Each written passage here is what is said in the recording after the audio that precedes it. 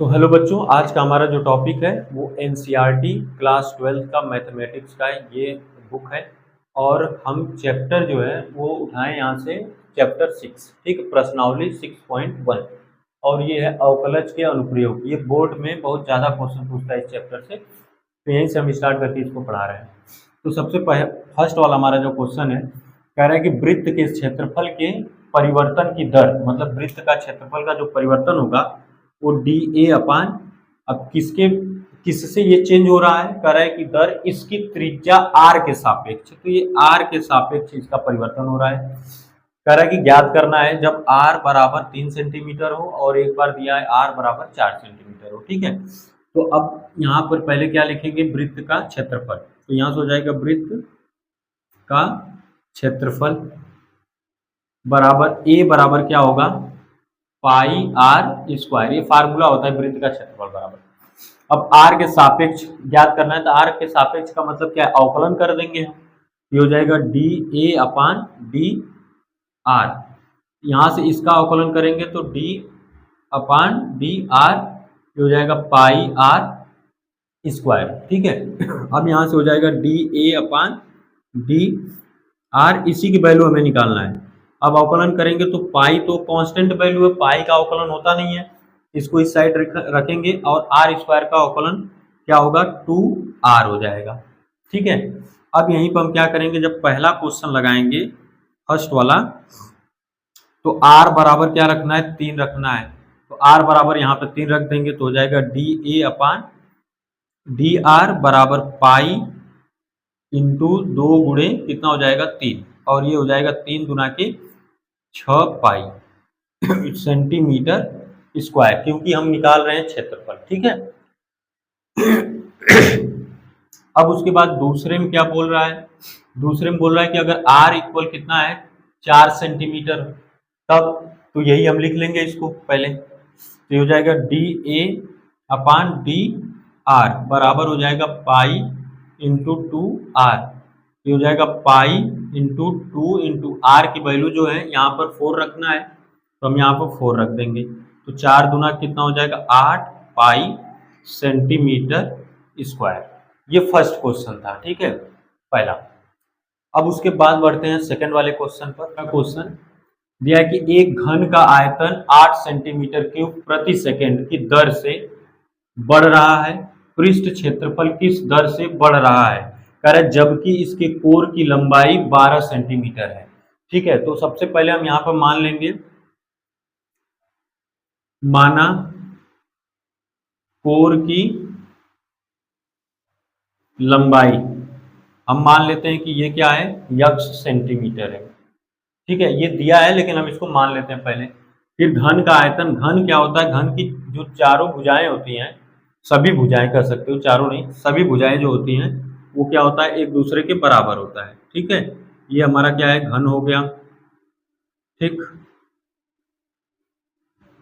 ये घन हो गया, ठीक। इसकी भुजा, प्रत्येक ये जो भुजा देख रहे हैं ये सब क्या है, दिया गया है 12 सेंटीमीटर। अब इसमें पूछा क्या करें, एक घन का आयतन जो है 8 सेंटीमीटर क्यूब प्रति सेकंड की दर से बढ़ रहा है, तो ये जो वैल्यू है वो D V upon D T है। अब सोचिए कि यहाँ पर टी के सापेक्ष क्यों कर रहे हैं, क्योंकि यहाँ पर दिया है सेंटीमीटर प्रति सेकंड की दर से बढ़ रहा है, ठीक है, इसमें समय के सापेक्ष ही बढ़ रहा है। तो ये हो जाएगा 8 सेंटीमीटर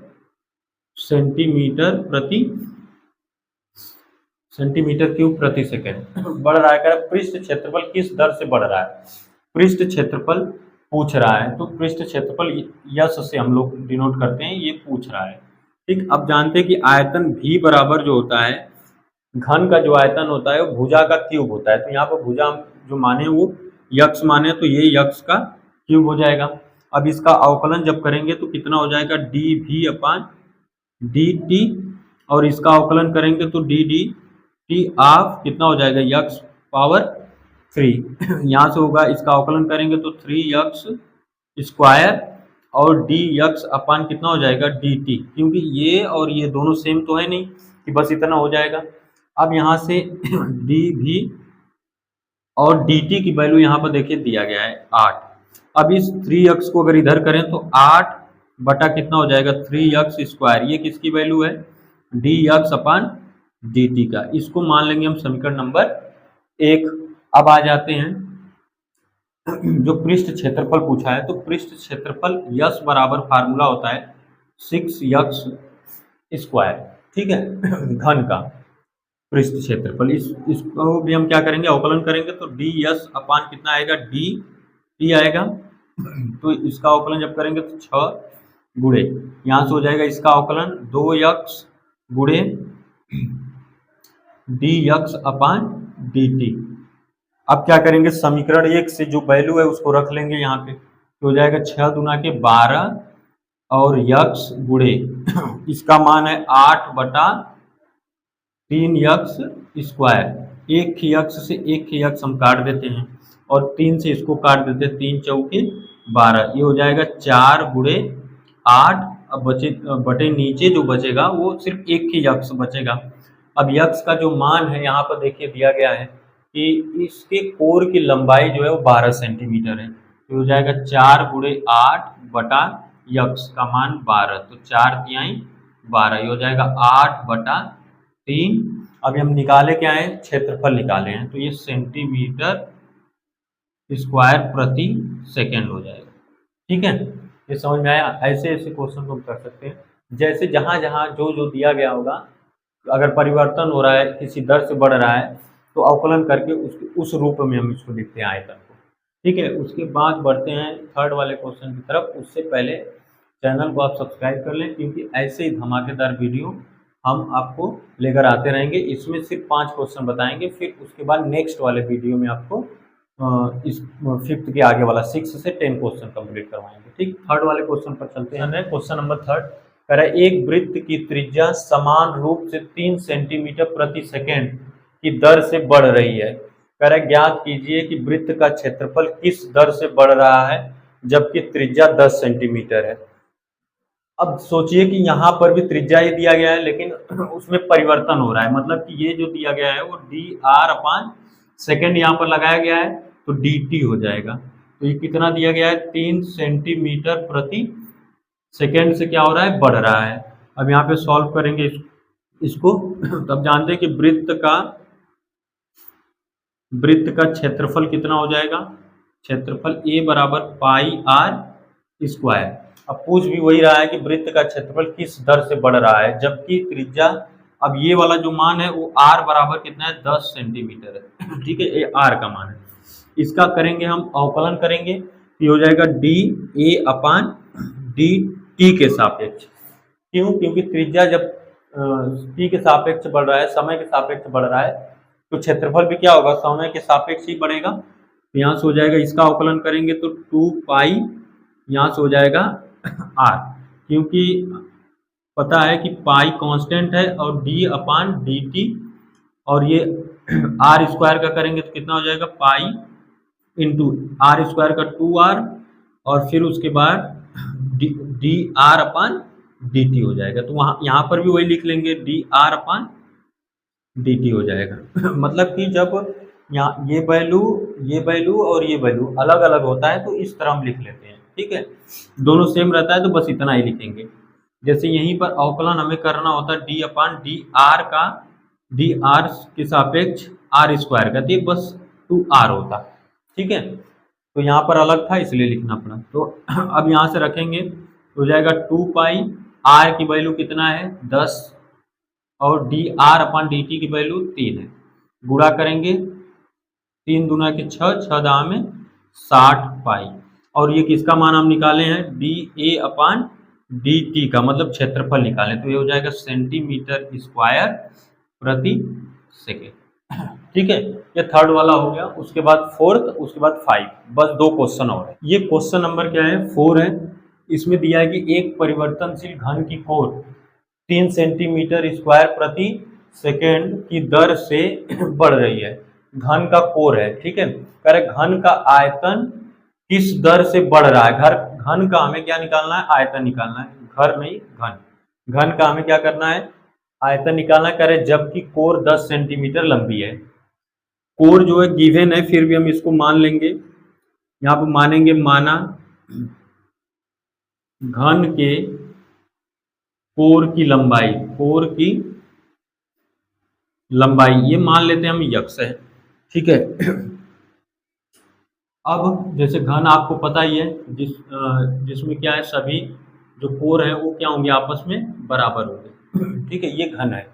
लूडो नहीं होता, लूडो का जो पासा होता है वो सेम इस घन की तरह ही होता है। चलिए, तो यहाँ से हम क्या करेंगे, अब जानते हैं घन का आयतन कितना होता है, v बराबर होता है यक्स क्यूब। इसका हमें करना होगा अवकलन, तो ये जाएगा डी वी अपॉन डी।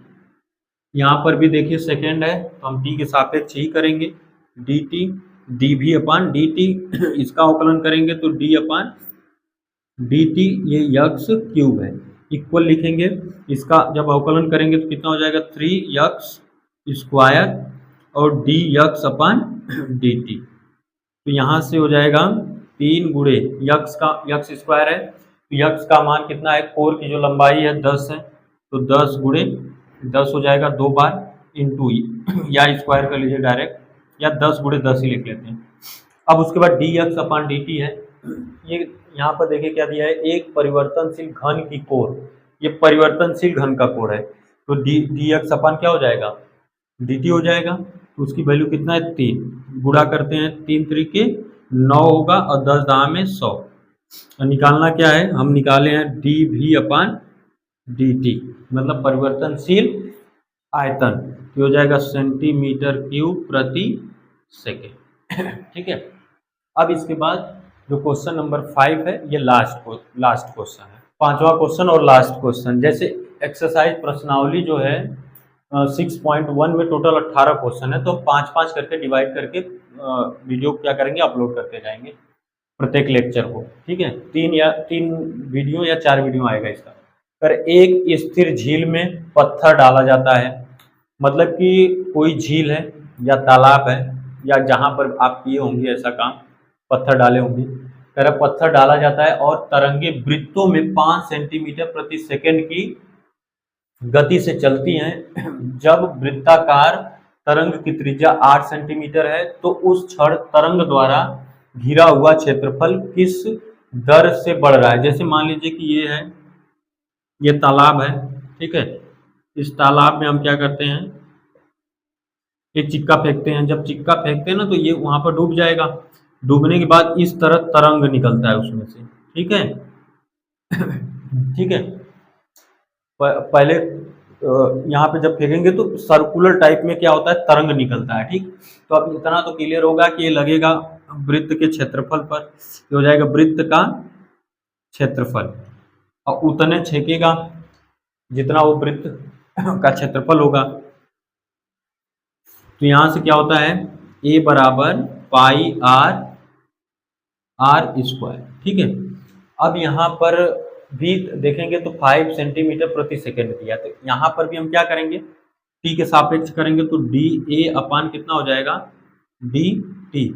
यहाँ से इसका करेंगे तो d upon D T pi R square हो जाएगा D A upon D T equal, इसका अवकलन कितना हो जाएगा, D upon D T, R square का होगा 2r इंटू कितना हो जाएगा, D R upon D T, ठीक है।